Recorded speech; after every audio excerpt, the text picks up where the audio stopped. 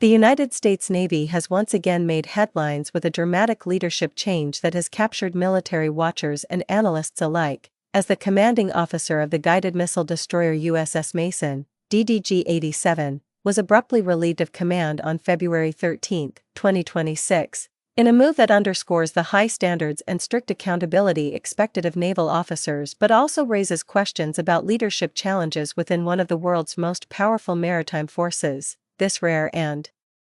consequential decision, ordered by Rear Admiral Alexis T. Walker, commander of Carrier Strike Group 10, saw Captain Shavius G. Lewis removed from his post due to a loss of confidence in Lewis' ability to command, an opaque but universally recognized phrase in U.S. military parlance indicating that senior leadership no longer believes an officer can fulfill the critical duties of command, though the Navy has not publicly disclosed specific details about the actions or events that led to this decision, stating only that the service maintains the highest standards for leaders and holds them accountable when those standards are not met, a sentiment echoed in official statements accompanying the leadership change as the guided missile destroyer continues preparations for future deployment amid ongoing training exercises.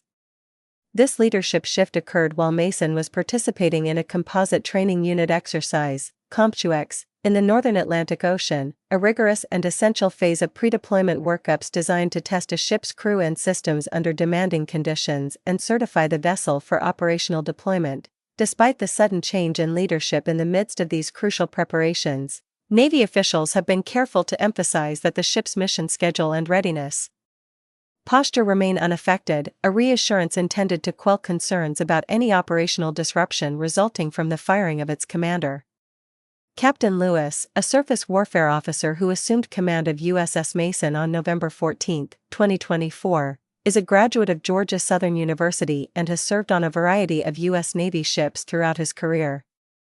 According to the official release, following his removal from command he was temporarily reassigned to Commander, Naval Surface Group Southeast, a typical step in such personnel actions where an officer relieved of command is moved to shore duty or another assignment while the details of the situation are evaluated internally. Meanwhile, Captain Kevin Hoffman has been named as the ship's interim commanding officer to ensure continuity of leadership as Mason continues its training and sets its sights on future operational goals. The phrase "loss of confidence in ability to command," used widely in Navy leadership changes, is deliberately broad and standard in public statements about relieved officers. It is a catch-all formal expression that covers a range of possible issues, from perceived leadership or judgment shortcomings to procedural missteps or performance concerns, yet it almost never offers the public clarity about the specific reasons for the action, leaving observers to infer context from broader patterns and internal military expectations. Because of this lack of specific explanation, such firings often generate speculation in military communities, defense forums, and among journalists about what underlying factors may have led to a senior officer's removal, whether related to command climate, navigational judgment, crew performance indicators, or other operational lapses, even though official releases strictly refrain from airing those details publicly in order to protect internal personnel processes and operational security. Indeed, incidents like this highlight the unique nature of command in the U.S. Navy, where the role of a commanding officer carries immense responsibility, not only for the safe operation of a ship and the welfare of hundreds of sailors, but also for strategic mission execution, adherence to complex regulations, and the projection of American maritime power around the world. Command is both a privilege and a profound burden, and when senior leadership determines that confidence in a commander has been compromised, the service often acts swiftly to make a change, reinforcing the unambiguous message that those who lead must embody the discipline, expertise, and judgment expected of their rank. For the USS Mason, an Arleigh Burke-class guided missile destroyer with a reputation for advanced capabilities and global reach, this development arrives amid a period of intense strategic focus for the U.S. Navy.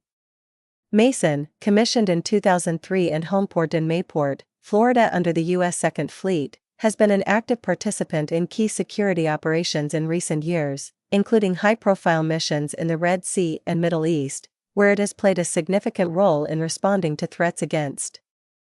commercial shipping and allied naval forces. Prior to Captain Lewis's command, the destroyer gained attention for intercepting drones and missiles launched by Houthi rebels operating off the coast of Yemen, actions that demonstrated both its defensive capabilities and the increasingly demanding threat environment faced by U.S. naval forces in contested waters.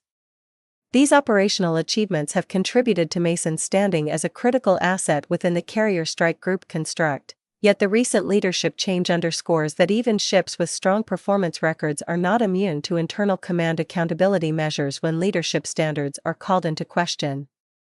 The Navy's public statement that the leadership change does not impact the ship's mission or schedule reflects an effort to reassure both domestic and international audiences that, despite personnel turbulence, the force's operational readiness and strategic commitments remain steady. For military analysts and scholars of naval affairs, the firing of USS Mason's commander fuels ongoing discussions about the pressures confronting naval leadership in an era marked by complex global challenges, emerging technologies, and evolving threat dynamics. These discussions often explore how training, mission tempo, and high-stakes exercises like CompTUEX test not only the technical proficiency of sailors but also the resilience and decision-making abilities of those at the helm. They also raise questions about how the Navy balances transparency with internal personnel processes, as incidents like this highlight the tension between public accountability and the need for discretion in military affairs. Observers note that while the term loss of confidence can seem vague to the general public, within naval culture it signifies a clear and decisive evaluation by superiors that a commander's continued leadership could undermine mission success or unit cohesion. Such decisions are not taken lightly, as removing a seasoned officer from command mid-exercise has both career implications for the individual involved and operational ramifications for the crew and mission. The Navy's insistence on maintaining high leadership standards is rooted in a tradition where the chain of command and the trust between officers and their superiors play a central role in the effectiveness of naval operations, whether in peacetime training or in times of crisis. In the case of Captain Lewis, his reassignment to Naval Surface Group Southeast, typical of procedural handling for relieved commanders, indicates that while his role as leader of USS Mason has ended, his naval career may continue in other capacities, even if the specifics of what prompted his removal remain confidential to the service and its internal processes. Meanwhile, Captain Hoffman's appointment as interim commander signals the Navy's commitment to ensuring that Mason's crew continues to receive steady leadership as they complete training milestones and prepare for the demands of future deployment cycles, which may include operations with international partners and responses to global contingencies that require a blend of tactical proficiency and diplomatic precision. In summary, the firing of the USS Mason's commander highlights a convergence of leadership accountability, operational continuity, and strategic communication within the U.S. Navy. It serves as a vivid example of how the service manages high-level personnel decisions under the scrutiny of both military and civilian audiences, as well as how it preserves mission integrity even amid potentially disruptive changes at the highest levels of shipboard authority. As the Navy continues to navigate the complexities of global security and maintain a forward presence in critical regions, episodes like this, though rare, remind the public and military professionals alike that leadership in uniform is subject to rigorous evaluation and that the demands of command can sometimes result in abrupt and consequential decisions aimed at preserving the effectiveness and reputation of the force as a whole.